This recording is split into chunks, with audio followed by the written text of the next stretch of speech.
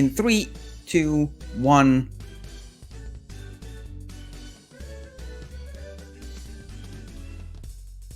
Alright, hello everybody. Welcome back to Indiethon Spring 2023.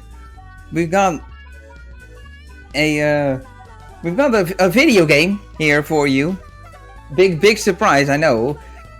But not just any video game. We've got Noid 2 Game of a Year Edition. And we're seeing the No Major Skips Mr. Green run by Spectral. Spectral, the stage is yours. Thank you, Double. It is Game of the Year edition, but if you ask me, it's Game of the Year every year. I'm going to be running No Major Skips with Mr. Green. I will have plenty of time to talk about both of those things throughout the round, so let's jump right into it. I'll give a countdown if you are ready. Yep, go ahead. All right, 3, 2, 1, go. Alright, so right off the bat we start with a cycle-based platforming level called New York. It clearly is New York, but it actually is an homage to the original NES game Noid's first level, which has the same water level mechanic which acts as a death plane, and I missed the optimal cycle there, so I think we're gonna be...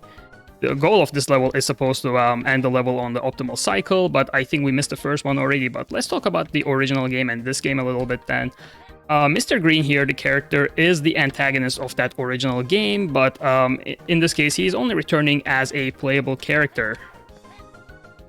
And Mr. Green is not just a playable, it's not just a skin or like a sprite edit, but he is actually pretty much a Luigi to Noid's Mario. He has double jump height, but as a trade-off, he has constant ice physics. And with that, we are done with the first level. And you will see Mr. Green's broken jump height just here. This area is supposed to be a tutorial for how to use tether hooks to get out of this area. We can just jump over it, so... This is pretty much how this run is going to go. A lot of the puzzles are made for Noid, and we're going to be breaking them in spectacular fashion with Mr. Green's broken jump heights. The first level here is Swing Factories. The No Major Skips restriction for this level is we have to play the interior of the factory, which otherwise is quite easily skippable, actually, by just jumping to the roof with Mr. Green. But No Major Skips itself is a somewhat arbitrary category, really made by the runners to be able to showcase more of the game. Here is going to be the first example of a trick that we call a fling. It's a little bit of a difficult trick, so I might need a couple tries to get it here. This will allow us to skip majority of the factory, and there we go. By interacting with a tether point as late as possible, we can get a very boosted jump that allows us to skip just that entire area. And now, it might sound like, oh, that's not, that might be a major skip, but again, this No Major Skips category is quite arbitrary in nature. It's really, we really want to show off more of the game, and a lot of the other categories are a little too broken that we don't really get to showcase the game much. Here, I'm doing a small platforming puzzle. I am spelling out Noid, not Hoid, like most new players try to do, and a little movement optimization by running up to the staircase while the cutscene is playing out. Here is another bread and butter mechanic that we're going to be showcasing called a tether boost. By jumping a few frames after letting go of a tether point, we can get an even more boosted jump that breaks the game even more than Mr. Green already does. Here is another platforming puzzle. I do not know how to solve this one really, so I just kind of clipped through the wall here. I don't know if this is the intended skip or not.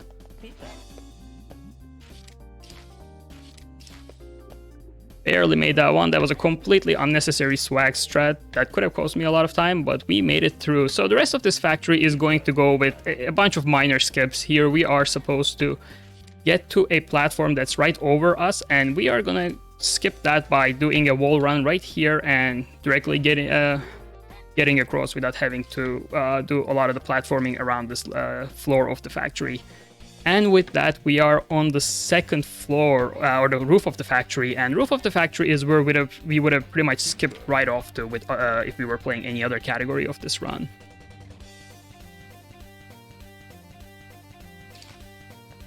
Alright, the rest of this level is going to be pretty straightforward. A couple more tether boosts to skip some platforming. I didn't get that first try. I'll try that again.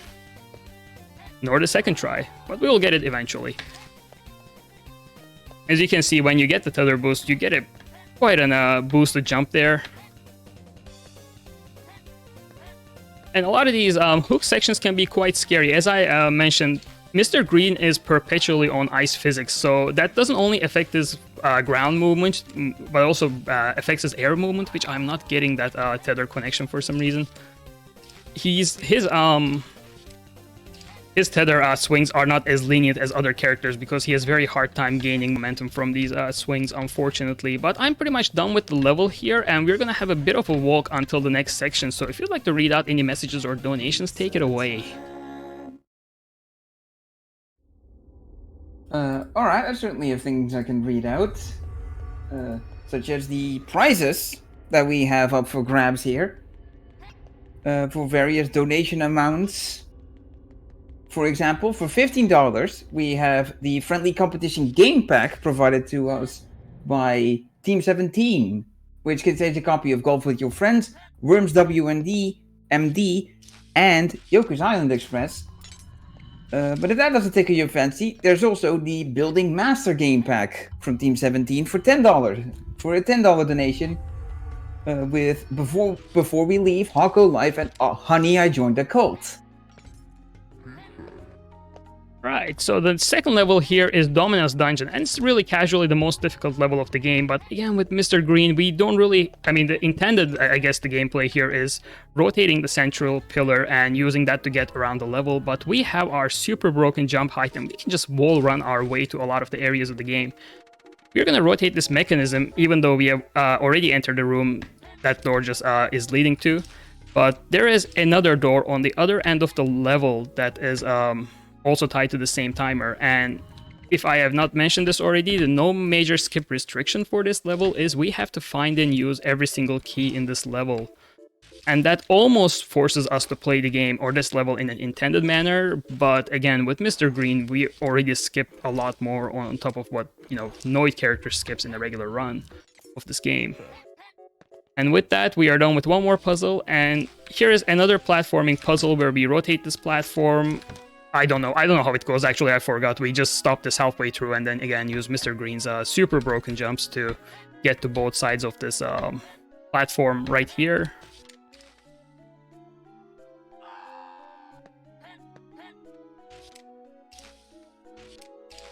Here we're going to be switching one more flick, and there's a little cutscene. I'll try to run through out this cutscene, but there is a bit of a glitch with these cutscenes. If you happen to be mid-air when the cutscene ends, it activates a trick that we call warp, and warps are not allowed on this category because they break the game quite badly. And for example, this level lasts about 30 seconds when we use warps. But with that, we are done with Domino's Dungeon as well. And that's 2 out of 3 levels, so we have one more level to go, and as you can see on the right, our pizza tower is starting to take form, and with one more level, we should be able to climb that up. Oh, I'm afraid I forgot to mention it until this point, but in this game, you can dab, and if you're using a controller, you can use the trigger buttons to do an analog dabbing, so if you're looking for a platformer with immersive dabs, you cannot go wrong with Noid 2.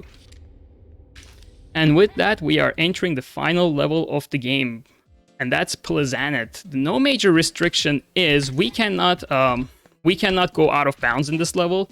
We start right away with a fairly difficult tether boost, and we just made it on 3rd try. So with this level, unlike other levels, this level is actually a complete planet, so we can go wherever we want, and the no major skips is really in place to prevent us from going out of bounds and skipping all of the platforming, which we have pretty much done anyways, except Green is having a bit of a difficult time with these platforms. I'll have to try that one again.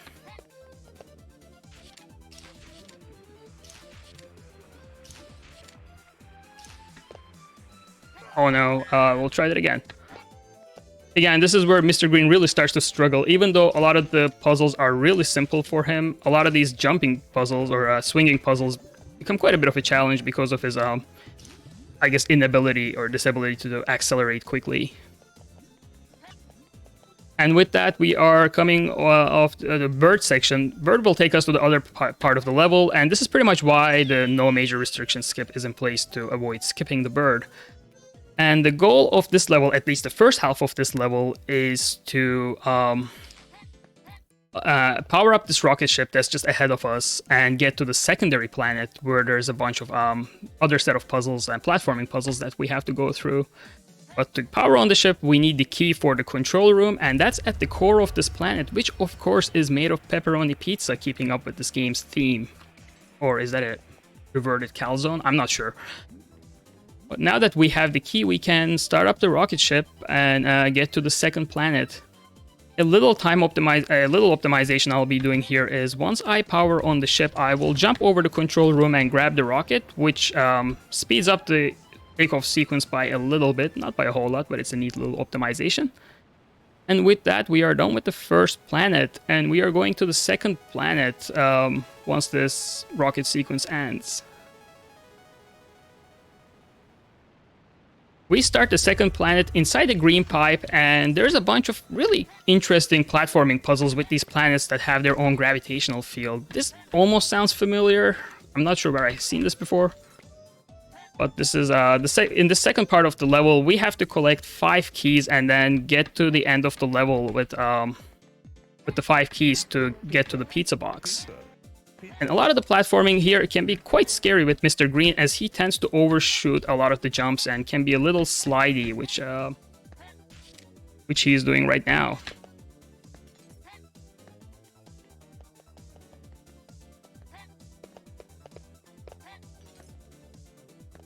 We have one more key to collect, and then we will do the final set of platforming challenges here.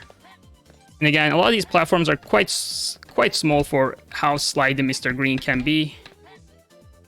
These brown bricks can be mean, and they are indeed mean. We need to wait for a good cycle on them so that we can get through them. I think this one should be just right. It was still pretty bad, but we made it through, and we are done with the main 3 levels of the game. And with that, we have our pizza tower built, and we can go up to the tower. And this is a bit of a walk again. If you have any donations to read, go for it. Otherwise, we're just doing some platforming. Alright. Well, no donations to read at the moment. That's fine. We're almost done with it anyways. And this is gonna be the final section of the game. If you have watch any other runs of Noid 2, you might be familiar with a trick that we call dab clip. With Mr. Green, we have a similar trick where we dab through the upper left of the room. Getting it first try is optional, but dabbing is mandatory. With that, we are in this finally mysterious region. There's no name for this region. We just have a little bit of platforming to go through first. Here, we can get a bit of a bunny hopping action with Mr. Green and exploit that to run through the area rather quickly. And then we do a little bit more tower climbing, which is very much simplified compared to other characters, and get to the final area of the game. And this final arena, there is a bit of an exposition dump, and I'll have to skip that by mashing through the text here. But the gist of it is, this blue-haired gentleman here, that's going by the name Mike Hatsune, is trying to phase out Noid and replace him with his own creation that he refers to as a vocal Noid. A blue-haired vocal Noid with the name Hatsune. I'm not sure what that could be a reference to, but Noid is here to prove him wrong, and there are some harsh insults traded here. One calls him Papa Jones, and Mike calls Noid not worthy of being a Pizza Hut mascot. But now we have started the final fight of the game, and up till now, I've not used the word RNG, but I'll be using it a lot in this fight. All of this game's RNG is condensed into this final about 3 minutes of fight. We cannot lose this fight, but we can lose a lot of time. And how this fight works is we have 5 phases. In each phase, we throw a dice at Mike, and then we go through an endurance round where we have to avoid the blue tiles, which zap Noid and restart the round.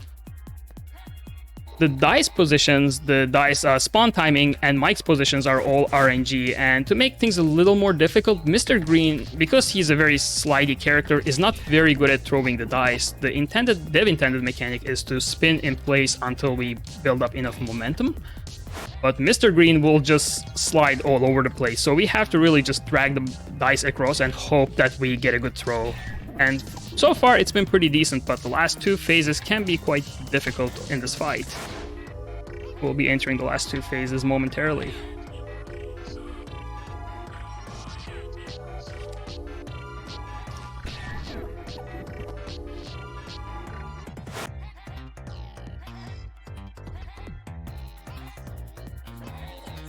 And we are just about to enter the final phase, and the time will be at the end of the final dialogue of this fight. So there will be a short dialogue at the end of this fight.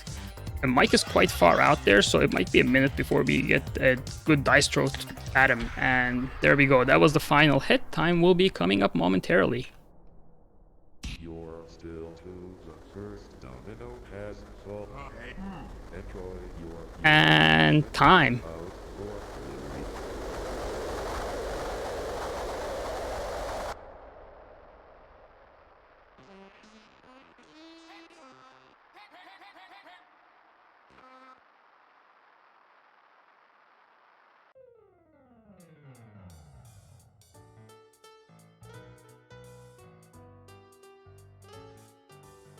And that was Noid 2 Enter the Void Game of a Year edition with Mr. Green.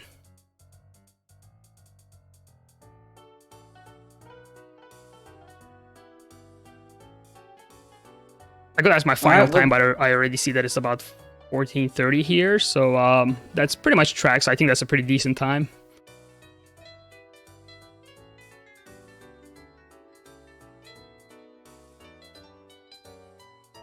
Yeah, thank you, Spectral, for showing off Noid 2. Definitely one of the video games of all time. Anything else you'd like to say or shout out before we sign off? Yeah, sure. Well, big shout outs to the Noid 2 speedrunning community: Ridden, Abney, Kiri, Huga, Christerius, and all the other runners of the game. And a big shout outs to the developers for being so friendly to the speedrunning community. And they're working on a new game now, Big Catch. So big shout outs to them. Definitely check it out. And if you like to find more obscure game speedruns, you can find me on YouTube or Twitch under Spectral Platypus. And thank you to Indiethon for having me. All right, thank you again, Spectral. After a short intermission, we are gonna be hopping over to our next run, which is gonna be Glitter Mitten Grove, any % by Mike O'Shea. Stay tuned and don't go anywhere unless it's to get a drink.